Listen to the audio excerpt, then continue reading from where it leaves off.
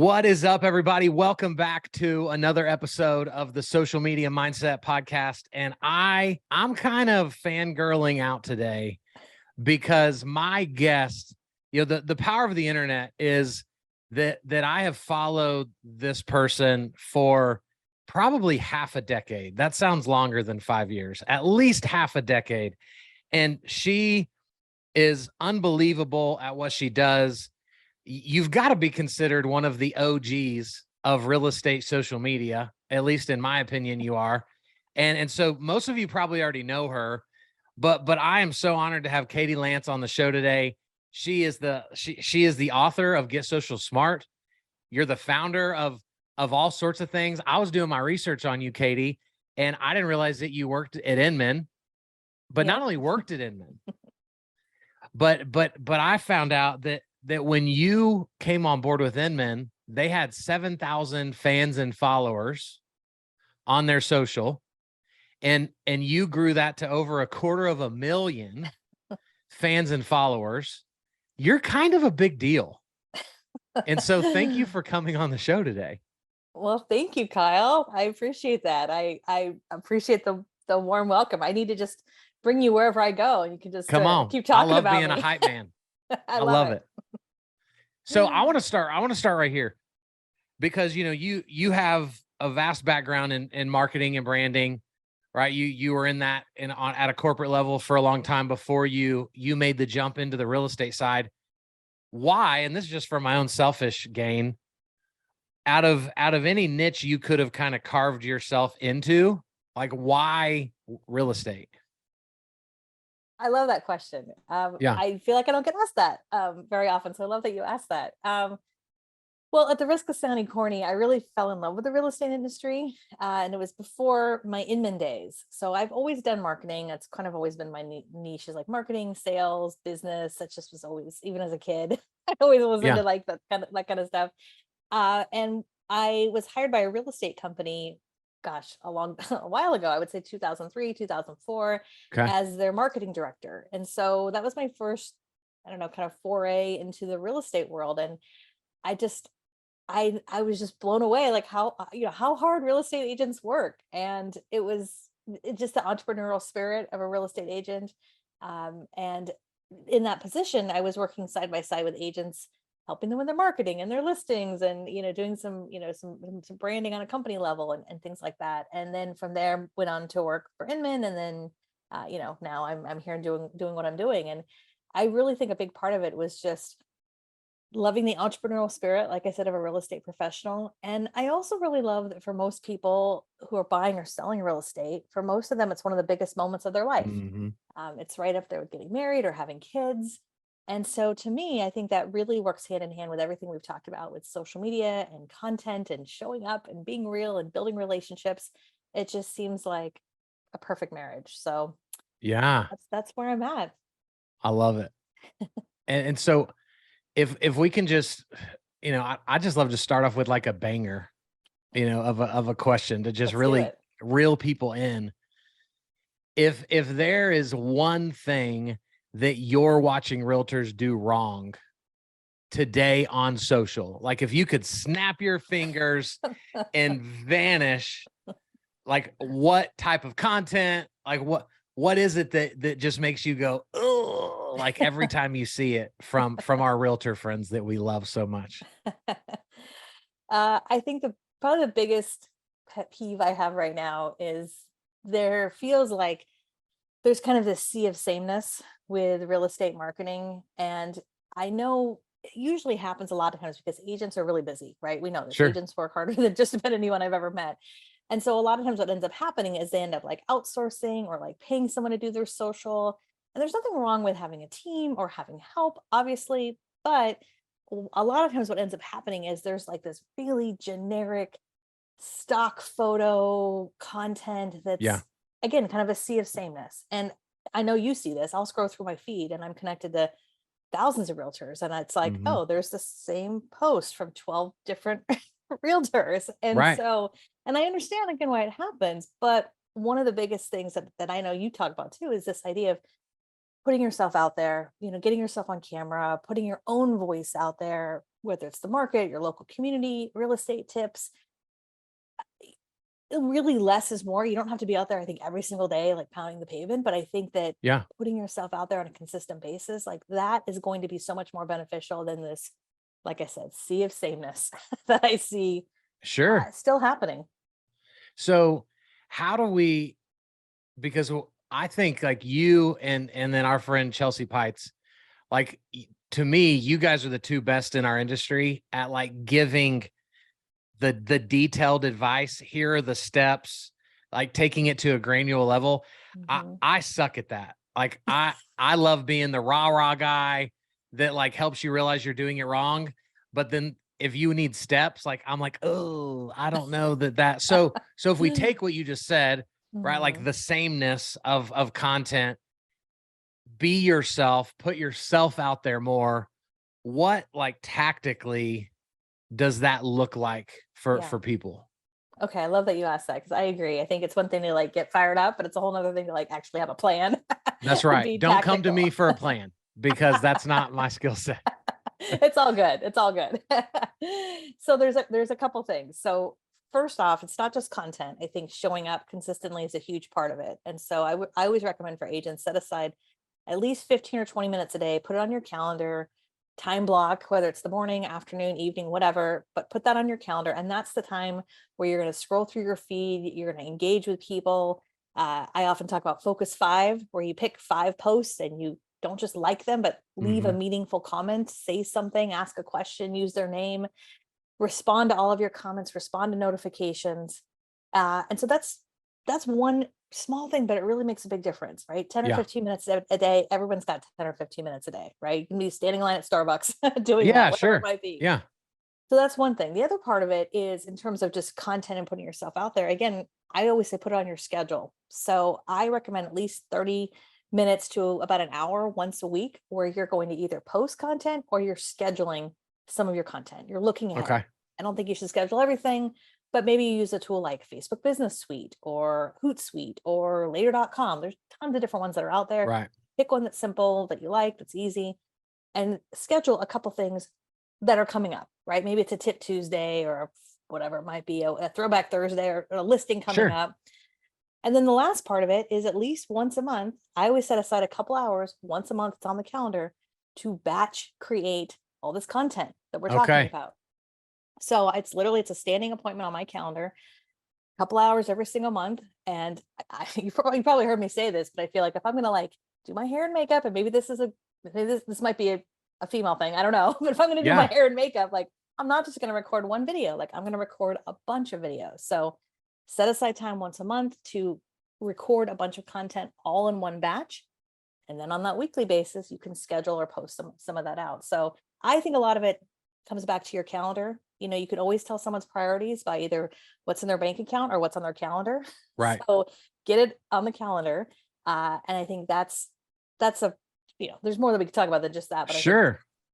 So when it comes to batching in those 1 to 2 hours, is your goal a certain number of videos, a certain number of so are you like in Canva making posts in there? You're also recording video content. Like, what does that look like? Yeah. So one of the things that I think is important actually before you even batch is to like get a content plan together. It's one of the things I just preach it all day long because I think, as much as I love social media is rented ground. We don't own it. Yep. So I really think for agents, it's about thinking about, a content plan. I always think about, is there at least one unique video or one unique piece of content I could post every single week? So if you think about that, let's say there's 4 weeks in a month, that's at least 4 pieces of good content, right? So when I'm sitting down a batch, I'm at least going to make 4 videos. Now for me, I'm usually making like 10 or 15 because I'm in the business of social media. But we're not all Katie Lance, right? So and we worked up to that. So what that looks like is I have a spreadsheet of all my topic ideas. I pull up that spreadsheet. I'm like, cool, I'm going to shoot these 4 today. I have the same place that I shoot every single month. I don't have to reinvent the wheel. I sit down. I don't even change outfits. I'm like, I've got to sit down, shoot it. And I also have a repeatable routine with how that content looks. So I have a little, kind of hook in the beginning of like what the video is all about. I know I'm going to say 2 or 3 points and then I'm going to wrap it up. It's always that same formula. And when you get yourself Okay. into a repeatable routine, I just think it makes it a habit, just like anything else. And do you like do you originally, because I know you're heavy on YouTube as well, Mm-hmm. which a lot of people aren't as focused on YouTube. So do you default like on those content days, are you doing it for YouTube first? And then do you create micro content from that as well? Yeah. So YouTube has become a big part of our strategy, especially in the last few years.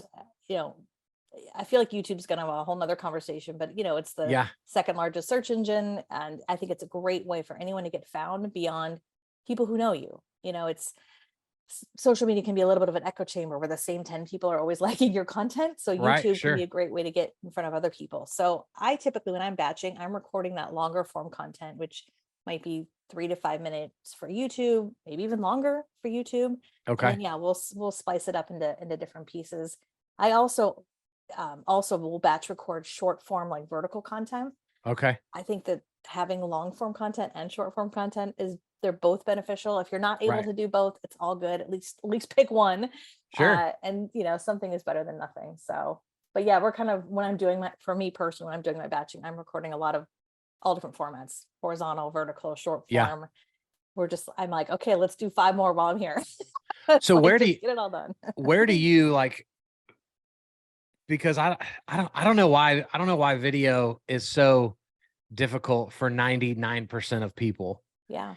but it is. And Mhm. these are the people we've chose to work with that like, and it's really hard. And so when you're working with not necessarily a new agent, but a not so savvy social media agent, Mhm. where like what part of video do you kind of coach them to start with? Is it long form more? Is it short form? It Or is it always different? Yeah.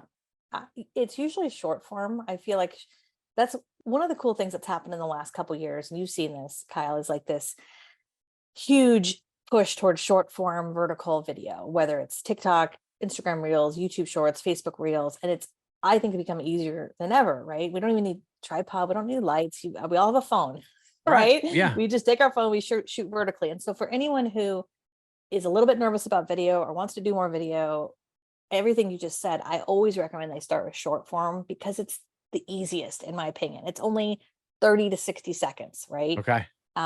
So it's quick.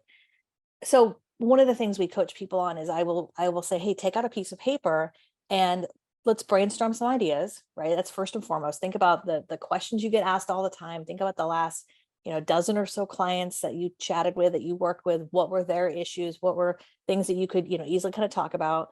And so after, a little bit of brainstorm, it's pretty easy for most people to break down just a bunch of different things that come up, and you go and you Yeah. think, gosh, if I get asked that one more time, well, that's a great video, right? Right. So once you've kind of come up with those topic ideas, I will usually say, okay, great. Now you've come up with a few topic ideas. Now let's kind of break that down. So if you're going to do a video about, I don't know, 3 ways to get your home ready for the market, let's make a couple notes, right? What's the first thing you're going to say, right? What are a couple points you're going to make? And then what's your call to action at the end? Okay. And having agents just not write a script, but write down a few notes on a sticky Sure. note or post-it note. I think it gets them thinking like, okay, I don't have to cover everything Yeah. in 60 seconds. Like, Yeah. what are a couple things? And I always recommend for the call to action, like I always say, like, look, make it simple. It's not, hey, email me, call me, like just keep it really simple. Hey, what do you think? Like and comment below. Do you agree? Like and comment below. Hey, what do you think? Read the caption below. Like, so keeping it really simple. And so we've got kind of a brainstorm of topics. We brainstorm what we're going to say. And then I recommend, I'm like, okay, now go and let's go batch those. Give yourself 45 minutes or an hour and let's go record those 4 or 5.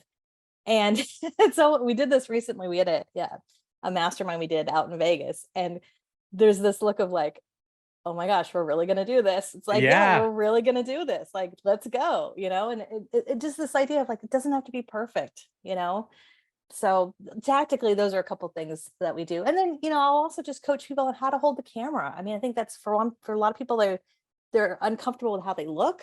And so I'll Right. say, look at the camera, not yourself. A lot of times it's just the angle, it's always like straight Yeah. ahead, but maybe up a little bit.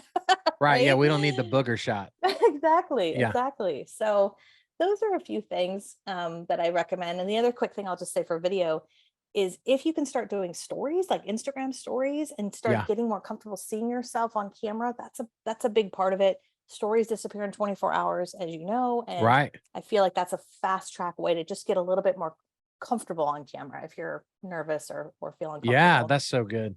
How do you coach to like I always get questions about the balance of how much personal versus how much business. Mhm. Is it jab, jab, jab, right hook, like Gary Vee wrote a book about? Like, what do you have a breakdown of like what you believe the best balance to be? Honestly, I think it depends on the platform because I think Okay. every platform's different. For Instagram, my Instagram's probably 50-50. I have one Instagram account. It's a business account, but I share stuff about my crazy cat and the holidays and our kids, but I also Yeah. share a ton of business stuff. Facebook's a little different. I have a personal profile, I have a business page. There's a little bit of an overlap. LinkedIn's like all business. Right. So YouTube's pretty much all business. It kind of depends on, I feel like the platform, right? Which is why I usually say like don't spray and pray. Like don't put the Come same on. piece of content like everywhere. It's like every platform's a little Yeah. bit different, if that makes sense. But Of course.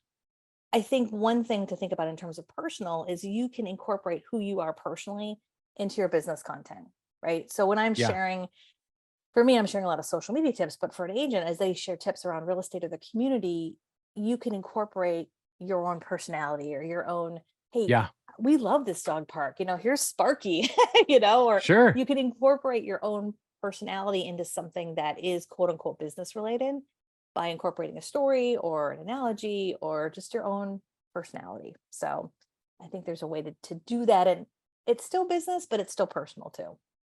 Yeah. I I think sometimes for me it's just deciding like, am I going to go for an ask or not? Yeah. And Yeah, like that's exactly. really like because I give social media tips all day, Hmm. but I rarely am asking for anything. They're just Hmm. genuine value. Yeah. And so I don't really see those as business posts because I'm not trying to gain business from them, I guess. Yeah. And so, that's kind of how I look at it, I think. I think there's a balance, right? I think I definitely put out a lot of content too. You mean you and I are connected on social, but I also think that if you're doing it right, you're providing a lot of value. And if you're doing it right, there's going to be people who are like, I like what he has to say. Like, I like his Yeah. vibe. Like, how can I work with him? And so Right. I don't think it has to be every single time, but maybe, one out of every 10 posts, there is a call to action at the end. Like, hey, if you're curious about what it would look like to work with me, like send me a DM, right? Or, Yeah. or go to this link. I've got a free download to help you find out more information. So I don't think it's a right hook every time, but I Right. also think you can be intentional and say, you know what, Yeah. once every 2 weeks, or I don't know, twice a month, but having that balance where you are asking for it, Yeah. putting it out there. Katie, how do you because you're a big deal in this industry. You're followed by tons of people. How do you prepare your mindset to be super consistent? Because content is hard. Hmm. Running a business is hard. Being a mom is hard. Being a wife is hard, right? So you wear all these hats, and it's so easy for people to be like, "Well, man, like you do content so well, like you don't have kids," or of course when you're single, like you. So there's all these excuses, Yeah. but you wear tons of hats, do all of them at a very high level, and so like, what do you do to keep your mind right so that you don't just completely crash and burn and need 2 months off from being in front of the camera? I think that's really important to think about it. So I think a couple things. I think I mean, I don't want to say balance because I feel like balance is such a myth in a lot of Sure. ways, or like an Yeah. overused term. I honestly think just having your priorities in order is really important. And I just actually ironically, I just did a story about this a couple days ago because I finished my 2023 content plan. I always plan out like Wow. a whole year. I do a whole kind of like a media, I don't know, media. So the whole media company idea that Gary Vee's talked about for years, right? I Yeah. plan out all my content. Now things change, of course, it's not set in Sure. stone. I can change things, but part of doing that allows me to take a look back, or actually take a look forward, excuse me, and say, what do we want to accomplish for the year? And not just professionally, but what's happening as a family. And when I do my planning, I always start with my non-negotiable days first. So Okay. what days am I not working? And for me, that's my birthday, my kids' birthdays, our anniversary, my husband's birthday, first day of school, last day of school. Like there's certain things that are really important to us as a family and our faith Yeah. that comes first. And unless I block it off, it's just too easy to say, oh, I could make it work. Oh, I could Sure. do this. And Yeah. so and then I also block off our vacations, right? We know like when our kids have breaks and things like that, and what are we doing? And so that gets kind of blocked off first. And I think because I started doing that years ago, it just really, I feel like makes it more sustainable, right? Over the course of time, because Yeah. your priorities are in place. And I also have boundaries for when I start my day. When's my first call? When's my first Zoom call?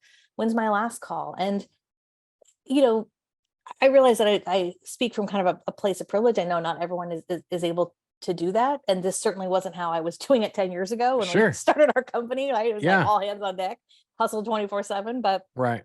you evolve. And I don't think any of us started our own company or became entrepreneurs to work 24/7, you know? It's being able to say no to some people and not be all things to all people, Yeah. and say, hey, thank you so much. I'm not available this day, but let me refer you, there's a great speaker I know called Kyle, Hey, come on. or whatever it might be. Like just being okay with not being all things to all people. Not Yeah. everyone's going to like you. Um, and sometimes that means turning away business. I turn away business every year because all of these important days oftentimes are in the fall for us. And that's a busy time for a speaker. But, Sure. so I think that's a big part of it, is just sort of prioritizing, having I love that. again, that balance, that just starting there. And then also planning it out. I mean, the fact that I do have my 2023 content plan done for our academy, for everything that's going out publicly on YouTube and other platforms and our podcast. Again, things can change, right? I'm not like set Sure. in stone, but like there's just a big relief of like, okay, it's done. So now all I got to do is show up and record it all and get it all I'm out super there. So convicted because I'm not even sure what I'm going to do a video on tomorrow. And you've already got 2023 planned out. So I it's have just some the work to only do. way I can it sounds like a lot, but honestly, it's such a time saver because I think Sure. ahead to the summer when my kids are home and I'm like, cool, I have 30 minutes. I don't have 4 hours to record. I have 30 minutes. So like Yeah. like the time I do now, it really helps me down the road. And like time is our most precious asset, right? Of I always say course. that. So How much time do you give yourself to like come up with that strategy? well, most of it I just did over the last few days over Thanksgiving break. I always Oh, find that wow. kind of like during the Thanksgiving holiday is a great time Yeah. for me personally, because I don't schedule a bunch of calls during Thanksgiving week. It's kind of my time to spend time with the family. And like Yeah. I think you just need time where you're not in the business to work on your business, Right. And so I always recommend for agents too, like if possible, like give yourself a day or two where you're Yeah. out of offices on, you're not picking up calls, you're doing that planning. Now, I will also say before that, there's always a lot of ideas that percolate. I'm always thinking about as things come up, like, oh, Yeah. that would be good, or let's think about that. And so the wheels are always turning. It's not like I just open up a blank calendar and go, okay, let's go. But you've given your wheels like a highway to roll on Yeah. because you've taken all that out of your brain already, Right. right? Like for the year to come. Right. Which And I there's think is always a super part of powerful. where I look back too. I'm always like, okay, what did we do this year? What did we do the last couple years? What worked, what didn't work? What do we want to double down on? So looking at, and one thing you can do too that often helps is looking at your analytics. There's so many free analytics out there, from Instagram Insights, Facebook Yeah. analytics, YouTube analytics. The data's there, and so looking at that and going, okay, It's what are we very going to true. do? You have to have tough enough skin Yeah. to go face the analytics because they're going to tell you what you don't want to know Right. most of the Exactly. time. Exactly. So a lot of what you're talking about, all of this comes from like your Get Social Smart Academy, right? That you coach people through. Yeah. Give us a brief rundown of it, but then I want to know, because I know you're always tweaking, you're always shifting, you're always changing. So how does the academy work? But then what's the last thing y'all tweaked inside of the academy? Ooh, good question. You Yeah. got all the good questions today, Kyle. I love it. I slept a full 8 hours last night, so I'd be ready for this. I love it. I love it. So we started our academy about 6 or 7 years ago, and it's based at its core, it's a membership site. So it's for real estate agents and brokers. They can sign up monthly and yearly. And as a member, they get access to all of our training and courses and coaching. I think one of the things that we really started to shift the last couple of years on is, we have this great on-demand library. It's kind of like Netflix, right? Members can log in and access anything they want anytime. But there's something about live calls and live coaching and live training. Right. So I do a weekly live call every single week with our academy members inside of our private Facebook group. I do a monthly deep dive masterclass. It's about a 90-minute kind of advanced masterclass with, workbooks and handouts and all kinds of good stuff to really dig into it. And we have content calendars and all kinds of downloads and stuff like that. I really found that I think one of the reasons we created the academy is, as you know, there's tons of free resources that are out there. You can just Google social media for real estate, and there's probably 10 million hits. But we wanted to kind of have a place where, we could help agents figure out their plan, figure out their strategy. And I think a lot of times it takes more than just a quick video they watch on YouTube or a quick, Instagram reel they watch. So yeah, we help them put together their strategy and their plan. And, like I said, we really focus on the relationship building part of it, how agents can do it in a really smart way and not take all day, and how to get that content machine going, because it's a little bit of a machine, and it is. And getting comfortable on camera and getting better at it and learning how to repurpose content and all that good stuff. So it's fun. We love it. And so can you share the newest like update or strategy that you've put in there? Or is that, do we have to be a member to know that? No, that's a great question. Honestly, this past year, we really doubled down on our Canva training. That's been a huge thing. Canva and I would say Instagram. Those are kind of the two big areas. And we have training on Facebook, we have training on YouTube, we have training on all the other platforms. But, Canva has gotten, I feel like, better and better and easier and easier. And it's such a great place to create video content. You can now, as you know, you can do some video editing in Canva, you can create reels, you can create all kinds of stuff. And so we've really kind of doubled down on that. This past summer, we did Canva Camp, which was super fun. It was like a whole summer camp thing that we're going to repeat next year. And so, lots of Canva training. One of the newer things too is we have Canva templates that we have just exclusively for very cool, our academy members. So just to kind of make it easy for folks. And then just really kind of doubling down on Instagram stuff, with especially short form video content. That's going to be a huge area for us into next year. Just the big question is, should I be on TikTok? What about this? What about that? And I think there's a real need to teach what that vertical content looks like, whether it's TikTok or Reels or YouTube Shorts. And so we put some new content in there recently about that, and we'll be having some more training on that in 2023. It's part of the calendar. It's part of the content calendar. So I've got to ask this because I'm just fascinated by everyone's opinion. But a couple months ago, Gary V was speaking at an event in Vegas for realtors and lenders, and like 2 days prior, he and his team had re-ranked the different platforms in order of their importance. And he moved Instagram from 1st to 5th, which I think shocked the room, because we're all, spewing Instagram out of our mouths. And so obviously when Gary V says something, very quickly people shift.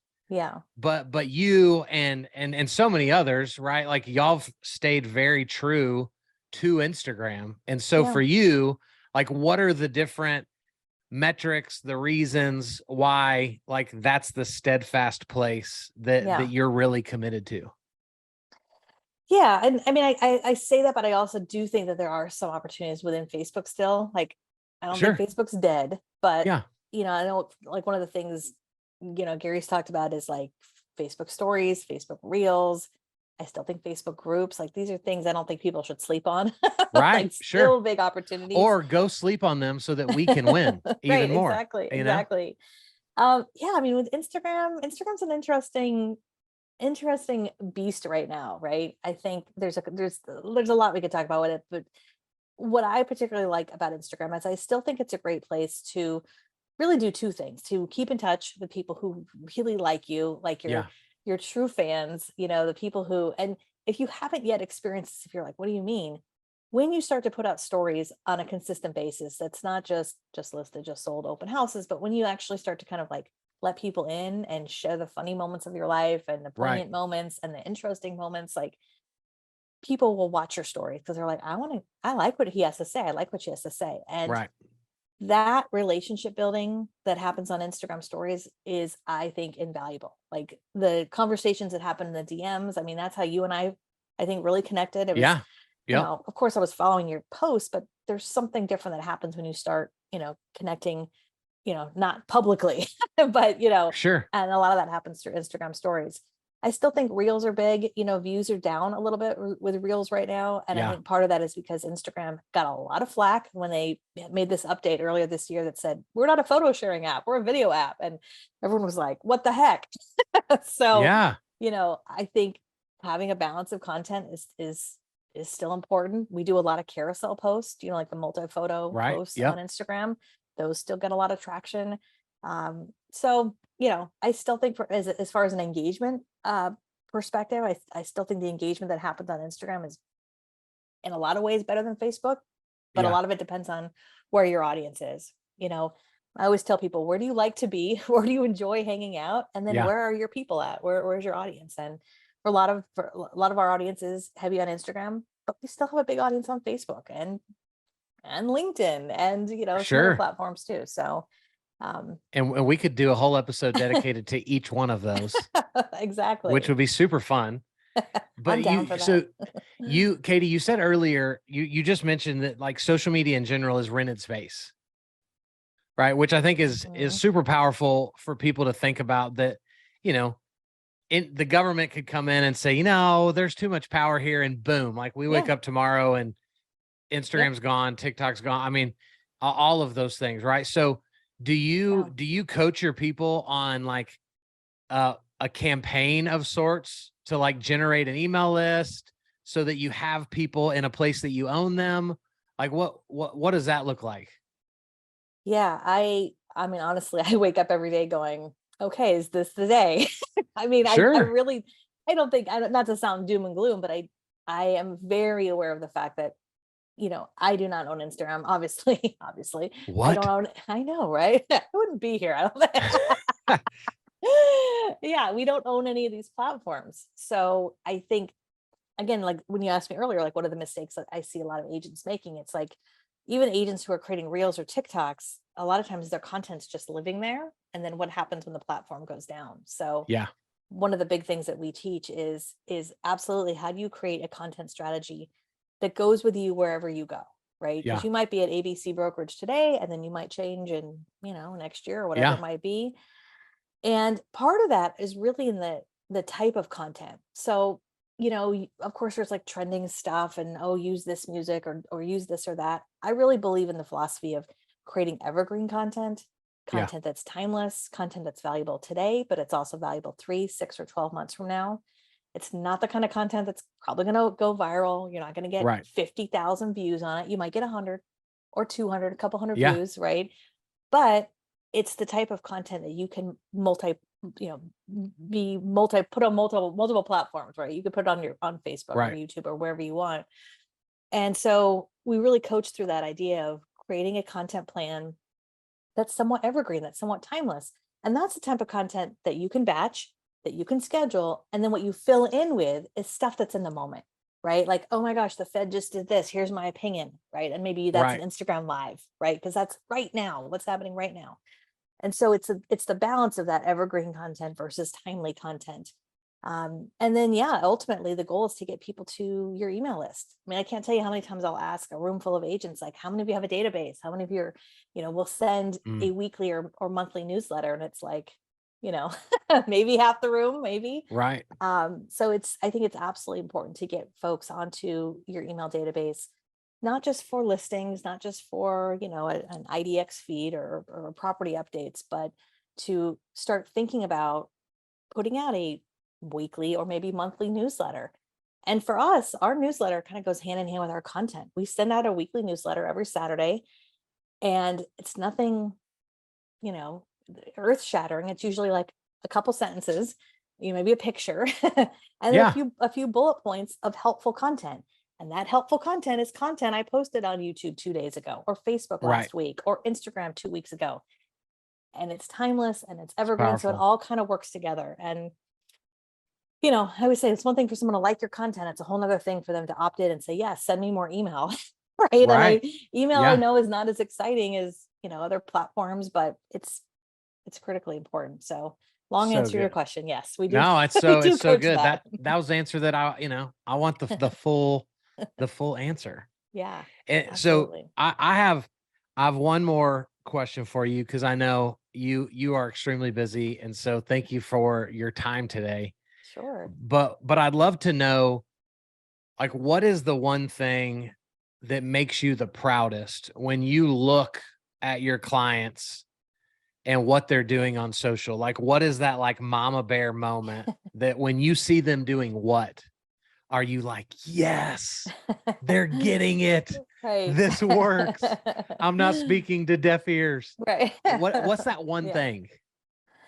I think honestly, when I see agents really push through that fear, especially with getting on camera or putting themselves out there, Yeah. I think a lot of times agents they kind of get hyper focused on the things that aren't as important, right? So it'll be like, wait, where's that button? And how do I do this? And where do I push for this? And where I'm always like, look, the buttons may change. How your Instagram looks might look different than mine because you have an Android and I have an iPhone, but like, Right.